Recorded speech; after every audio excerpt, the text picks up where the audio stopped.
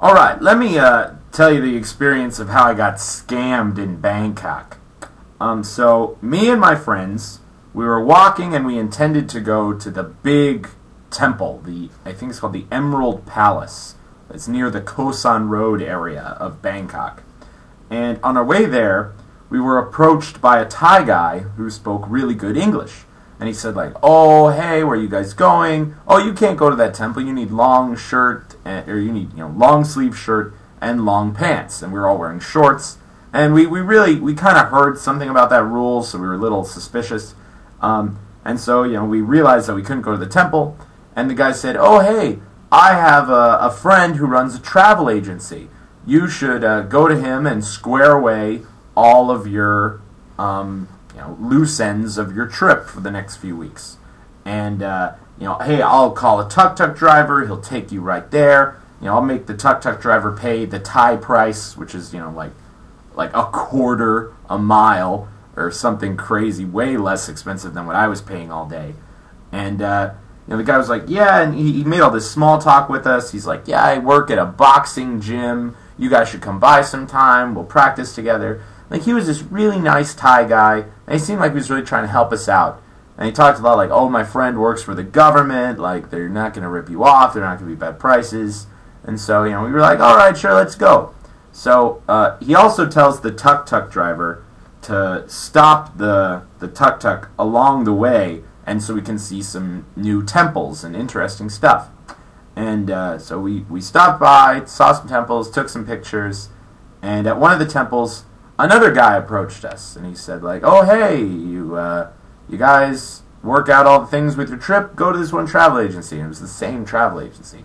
So, we were thinking like, wow, like this travel agency must be pretty good. We were wrong. So we get to the travel agency. Sure enough, they sit us down in front of this guy named Tom. He has slicked back, spiked up silver hair. He speaks English with a very serious Thai accent. Talks very fast and does, so he talks like that. And we told him, like, especially what we really needed to do was we needed to get to the island of Koh Phangan for New Year's Eve. And we were concerned that we couldn't get the boat tickets from the city of Surat Thani to Koh Phangan the night before. We thought they might all be sold out because it's a really popular party, like 50,000 people were going. So we talked to him especially about that. And then, he said, "Oh, well, I don't know. Those tickets, most are sold out already, and there are only 2 ferries that operate during the day, so I don't think this could be possible. Let me check." And so, he like calls some people, speaks in Thai the whole time, and says, "Okay, I got tickets for you, but they kind of expensive." And we're like, "All right, sure, fine, we'll pay. We really want to go to the party." So it turned out that each route of because we first had to go to one island, then we had to go to the party island, then we had to go back.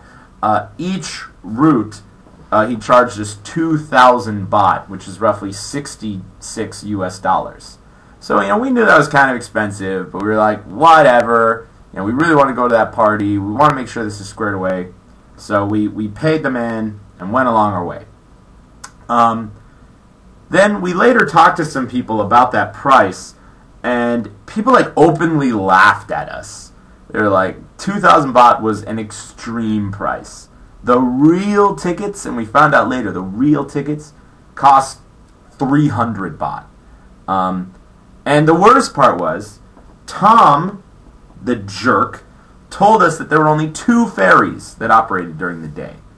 That's incredibly not true. There's like a ferry that operates every like 15 frickin' minutes. And there are multiple ferry companies. And Tom just told us the wrong information. Also, he wrote on our tickets, the ferry leaves at like 8:30. When it actually left at 9:30. So we got there an hour early. We could have been sleeping. We're like, "Oh God, Tom, you're such a jerk." And he got our tickets at really bad times.